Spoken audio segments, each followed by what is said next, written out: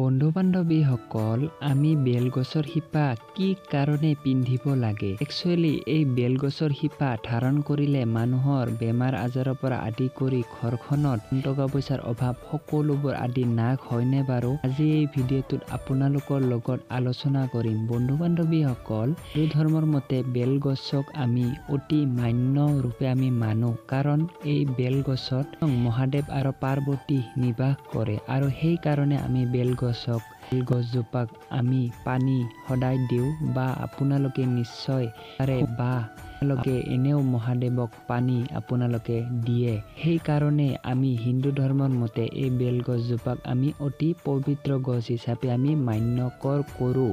বন্ধু বান্ধৱীসকল, আপোনালোকে জানেনে ইমান ধৰণৰ বেয়া নিগেটিভ এনাৰ্জি আমাৰ এই বেলগছজোপাই আমাক ৰোগৰ পৰা কিমান ধৰণৰ বিপদৰ পৰা আমাক যেন চাই আছে আপোনালোকেতো নাজানে।